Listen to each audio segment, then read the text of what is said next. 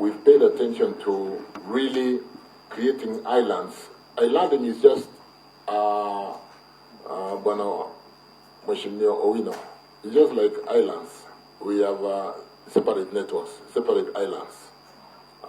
And therefore, if one island went off, it will not affect the other island.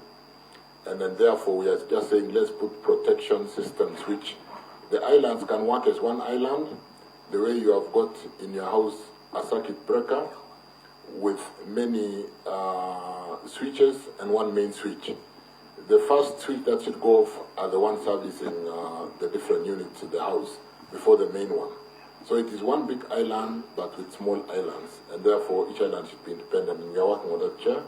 We have a budget that is coming out of a study. We don't quite have the number now, but we have a timeline.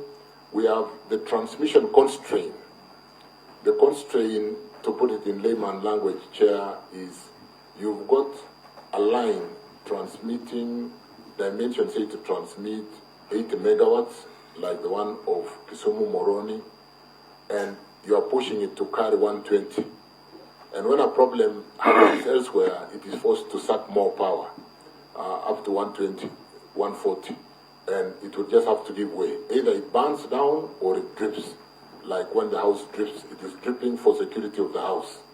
So under the constraints, we have Narok Bomet, which already has funding and has got a timeline.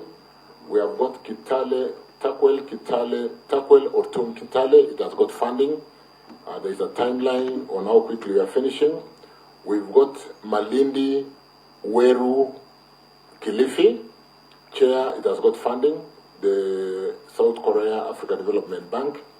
The issue is the timeline, because we're just working on signing the supplementary agreement to make the loan effective. And I think we want to make that loan effective before we go for Christmas and start the project. We have even asked the Treasury to allow us to go quickly and jump some of the procurement processes so that we can quickly finish that. So that is one other line, Malindi, Weru, Kilifi. We've got Kimoka to be able to deload Nairobi North. That's another line, it has got funding. We have got,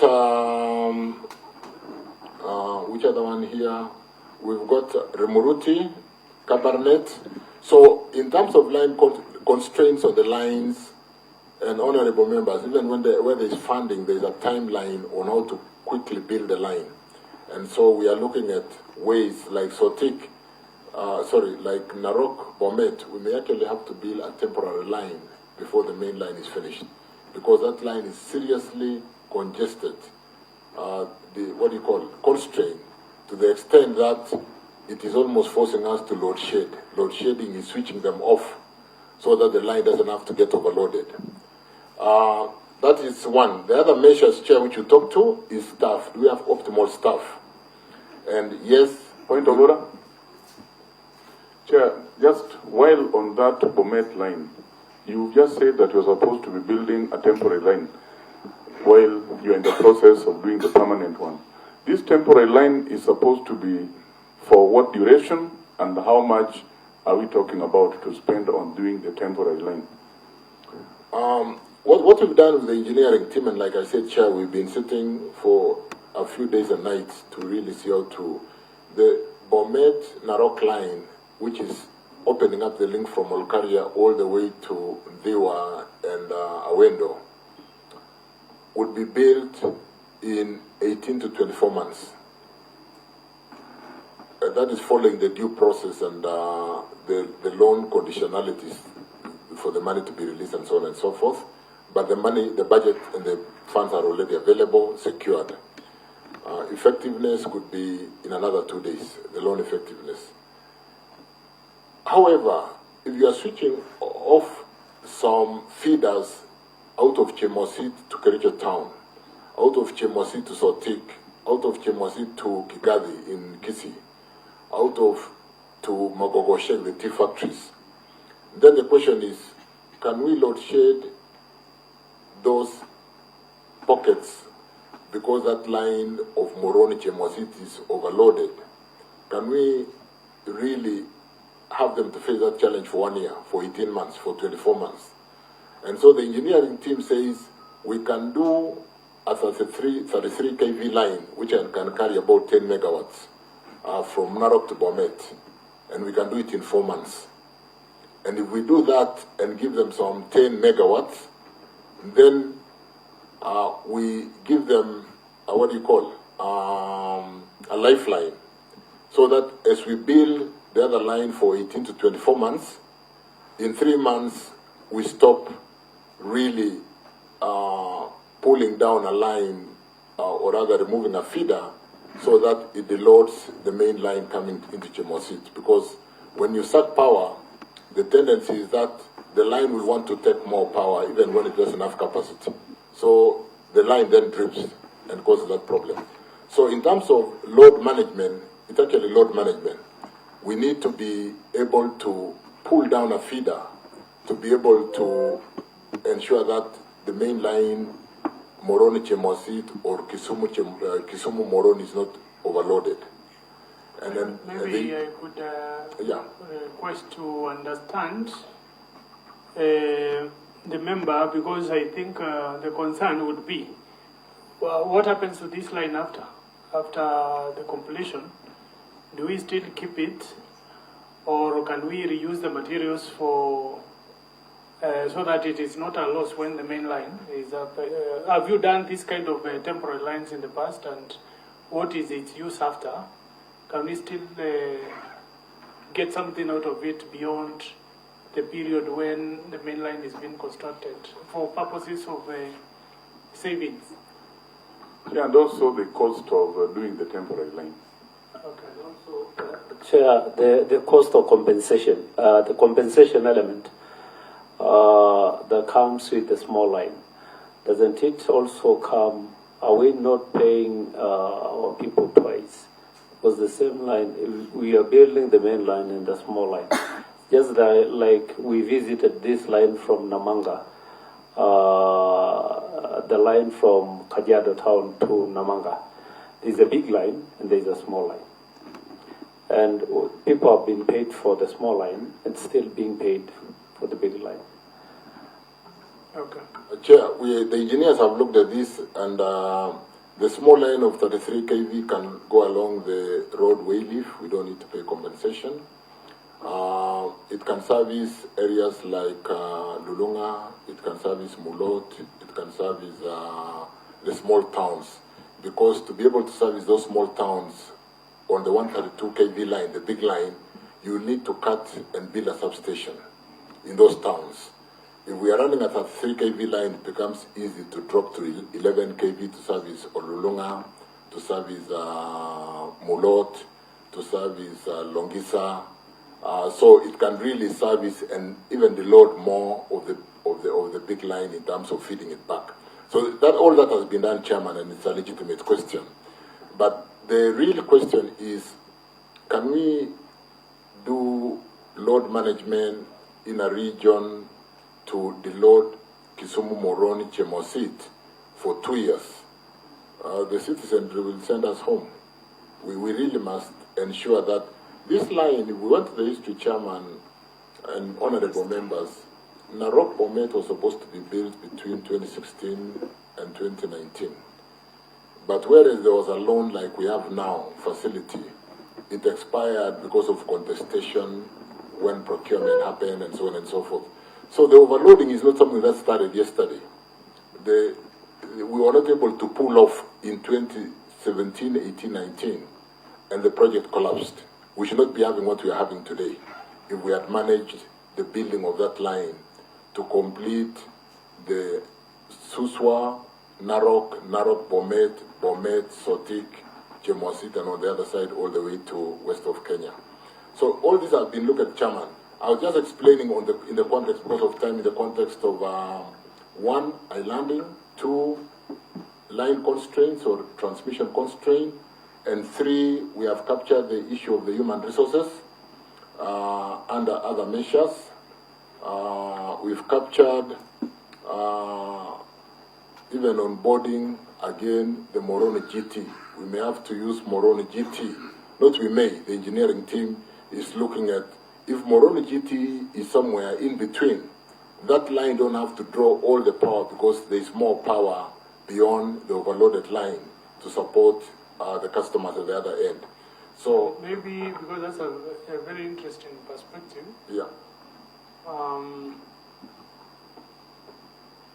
And even as I get away from that question of the temporary line, first maybe to understand, you have the money for the temporary line, and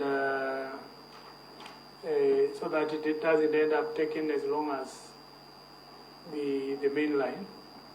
Then number two, this Moroni, which is known to be the most expensive, has always been known as the most expensive. I understand that since it was retired, it means it has paid its life, it's a capacity charge. And if it has to resurface for a period of time, it must be without capacity charge, which has always been the biggest problem in the formula of pricing. And it is a discussion that we must further. And I asked last time, I have not seen clearly what is the position of the ministry on power plants that have paid themselves due for decommissioning, and the person or the investor is willing, instead of decommissioning, to hand it over for free. You run the thing without capacity charge. To me, I think it is an asset. It should be viewed as long as it is still within useful life. Because everybody out there has been saying why KenGen is more competitive than the rest is because the equipment have paid their life. They have paid their capacity charge. So these ones, if they have paid their capacity charge, I know fuel is still expensive, but the cost of load shedding versus something that has always been there, now minus capacity charge, which has always been a huge percentage of the money, it is a discussion that needs to be ignited so that by all means we can prevent the reoccurrence of these blackouts that we are getting. Thank you, Chair. I think the engineers in the room would agree with you, and we've discussed that if we are bringing Moroni back, the capacity charge will not be there because it has paid for itself. And so KenGen, even when we talk about plants which are due for retiring and they can be handed over to government, you would ask who would receive that asset? Would it be which government? It would have to be KenGen, which is jointly owned between government and the public. So you'd still have to see the benefits that accrues of that asset should benefit the 70% shareholding. So that discussion is on. But Chairman, I want to confirm that you have said is right. We have pronounced and told KenGen if we are bringing it back on, it will be without capacity charge. And we may not even seriously look at signing another PPA because we'll only be bringing in to support the construction of Narok Bomet as opposed to giving it a new lease of life. So it's an interim measure to support the window of construction of some of these constrained lines. Allow me, Chairman, in 1 minute, because I can see the mood of the House, to deal with the mid-term, which is the medium term, which is up to 365 days, and which will bring in Bomet Link, the main construction of Bomet Narok, again to the Lord Chemosit, Kisumu Moroni Chemosit, which is becoming a very weak link in supplying west of Kenya, because most of the power comes from the high ground force and Olkaria, and it has to go out through Lesos to Kisumu, Moroni. In fact, if we do not have the power coming out of Musaga, or rather Uganda, Moroni, Kisumu would be seriously, it will not be able to operate today. In fact, the last blackout was because there was a dip in the Uganda line and Moroni, Kisumu was seriously overloaded. Let me talk to the second item, which is Olkaria Lesos 220 line. We need to support, we are doing a new bay in Lesos to be able to support, to bypass Kibos substation to offer alternative power to South Nyanza. Under 3, again, these are all line constraints, which will take time to construct, but within 365 days. We want to ensure distribution of baseload generation by bringing up all the small hydro projects. There are a number of hydro projects, Chair, which are ready to dispatch, but because we have the moratorium in Parliament, which you also have to help us to remove, we cannot bring new generations, even which are ready, and they are good baseloads, and they sit all over the country. All these small hydros are all over the country. They are in Meru, they are in west of Kenya, and then so on and so forth. We need to talk to that and be able to sign off some of those generations which are ready to dispatch. In terms of, Chair, the long-term projects which go beyond 365 days, can I ask the PS to talk to those 10-point long-term in 5-10 minutes, then we can possibly take question and answers. More specifically on timelines and budgets, and be able to confirm to this House that how do we secure our country so that we do not see the kind of situation that we have seen in the last 4 months. Thank you. You can make it fine. Yeah, I'll try my best to make it short and just emphasize the role in which we have seen the need to look into the HR component of KPLC, mostly the technical staff manning the network management. Chair and honorable members, it is important that we realize that we, KPLC, has been losing technical staff overseas, and that is stretching the human resource capacity of those who are manning the networks, the network management, those manning National Control Center, and those manning the substations. So we have had board meetings to fast-track recruitment and even look into HR components of ensuring that even the grades in which those engineers are serving, it is looked into so that we motivate them, because they're essential component.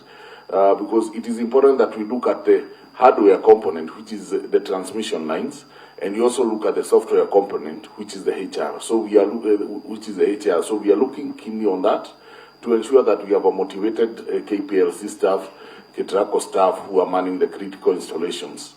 Chair and honorable members, let me mention on the long-term measures that we are putting in place. And number 1 is to relieve Ruaraka substation by upgrading the switch gear and enhance the system protection, and also replace 2 aged transformers. Ruaraka substation, honorable members, was done in 1987 during the All African Games.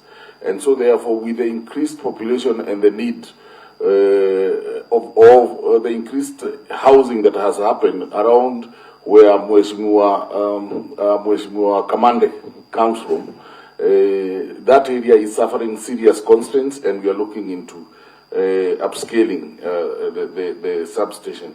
Number 2 is to offload at least 16 overloaded substations across the country, including Garissa, Kegati, Sotik, Bomet, the areas that have the substations already.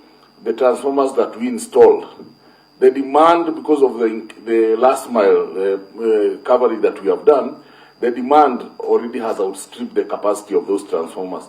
And that is why you will see some outages in the evening, not necessarily because there is no power, but because the substations, the transformers that are in the substations are already overloaded, Honorable Chair. Of course, to offload Kisumu Moroni transmission line, that our CS has covered exhaustively. Number 4, to curb voltage dips across the country, we are having a program with World Bank. We did have country negotiations on Friday, we want to bring on board STATCOMs at Kimuka and Rabai. Those will help us with voltage stability. And number two, the same World Bank program that we're having will help us put shunt reactors. These are to ensure voltage stability across the country. And one will be at Kibos, the other one will be in Garissa. Number five, to counter instability in the system, due to variable renewable energy power plants, we want to implement battery energy storage into the system. Honorable Chair and honorable members, you realize that our system, for example, when we were having the first trip, you had about 246 megawatts, no, 270 megawatts coming from wind from one plant. Then you add from the other plant that is Kiveto another 100 megawatts. So you realize that we are having a lot of variable renewable energy. And this power needs to be stored so that we dispatch it as a concern. So we have a program with, again, World Bank, the program that I've talked about, Green Resilience, and is going to help us implement our first battery energy storage over 100 megawatts. Honorable Chair members, we also want to change the runners at Gitaro power stations, Unit 1 and 2, to increase the capacity of each unit from 72.5 megawatts to 80 megawatts, Honorable Chair. And this we should be able to do by June 2026 at a cost of total cost of 16.8 billion, which is going to be done by Kengen. Of course, Honorable Chair and honorable members, which is good news to not only the energy sector, but people living down south of Tana River, is raising Masinga Dam because of the poor hydrology that we have been having. We need to raise Masinga Dam so that we increase the reservoir, and so therefore we generate more power from hydros over a longer period of time. These are projects that is at 5.8 billion. We intend to cover it by December 2026. Honorable Chair and honorable members, we do need to implement the automatic generation control for dispatch optimization.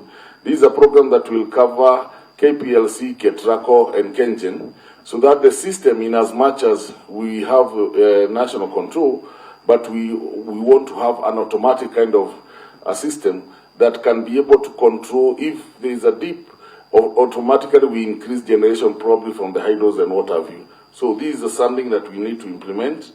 Of course, number 8 is reconductoring the Susua Nairobi North line, Kisumu, Muhoroni, Chemosit, Lesos, Lanet, Naivasha, and Juja lines to increase their capacity by 50%. Honorable Chair and members, these lines that I've mentioned are the lines that were originally done by KPLC, mostly 132 kV. And if we reconductor and use bigger conductors, then science has it that those conductors can be able to carry more capacity, and so therefore help us with the transmission constraint. We need to upgrade. This is also long-term. Nairobi has really grown, and some of the averages that you see around Nairobi are not because of the medium voltage lines that serve Nairobi, but is because of the 66 kV lines, because already they are overloaded. And one of the things that we want to do is to increase these lines using monopoles, and we move them from 66 to 132, so that they can be able to cope with the increased population, the increased demand that Nairobi and its environs is having. Last but not least is implementation of the High Grand Falls Dam under PPP. High Grand Falls Dam is one dam that is going to help us with flooding in Garissa and those areas, and also increase our generation from the hydros. This is one dam that is, from feasibility studies, we are able to see that it can generate between 500 and 700 megawatts. And so therefore this is a dam that is going to be very critical to the system, and we are looking to implement it. Honorable Chair, I did forget to mention that one of the things that we are looking into is on building capacity building on our human resource, with exchange programs with countries that have renewable energies so that we train our engineers and give them more experience such that they are able to cope with our grid as it is. Honorable Chair and honorable members, I submit. Thank you.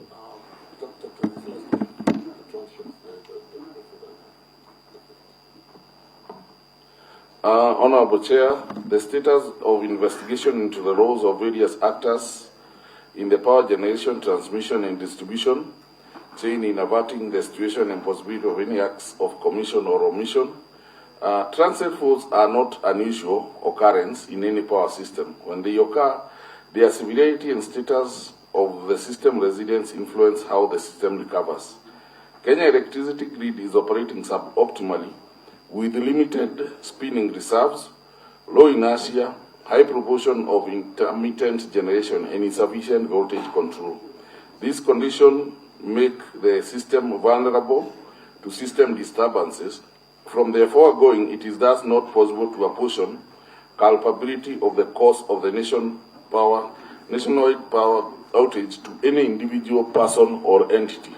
Honorable Chair, I also need to mention that if you look at some of the areas that we have talked about, we have asked EPRA, I take you to page number 6, to audit and ensure grid compliance of all generators in the system.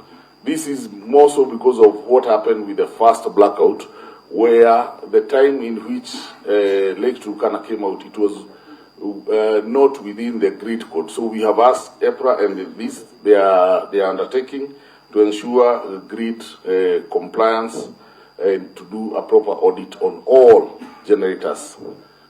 Thank you, Chair. All right, members, thank you very much. Consider this matter of grid compliance. It doesn't matter how much we are going to do unless there is grid compliance. That is extremely important, because you can't have every small disturbance, then somebody claims they switched off the equipment to protect the equipment within microseconds, and that obviously is known to cascade to a national blackout. So maybe now it's about time EPRA pronounces itself, so that for those involved in transmission lines, the route is very clear on what needs to be done, so that lines are also carrying what they are supposed to carry, they are not overloaded. So now when we get there and the lines are not overloaded, then the actors now in the generation must observe the grid code.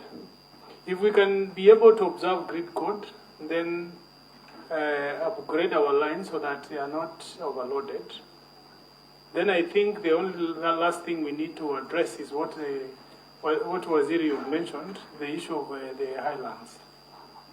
And I think whichever way it is possible, whether you look at it is from a system perspective, what has just been mentioned by the PS, that you can have an automatic system that will look at any mismatch in the load and adjust generation on the spot instantly. And then we go with compliance on the grid code, then we have some bit of time there. If we, like for instance, invest in battery storage, because you don't have much time to play around with it. But then, even as we do that,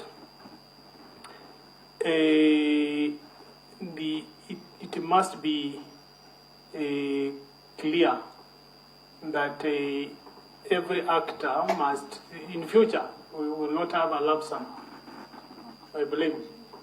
We just say if these ones do not observe grid compliance, then what are the implications? And the aspect of island, and I think, like, is given one option, but still, if the worst gets to the worst, Kenya is known to generate this so much. On average, coast region is supposed to consume this much. On average, Nairobi region is supposed to take this much, Western is this much.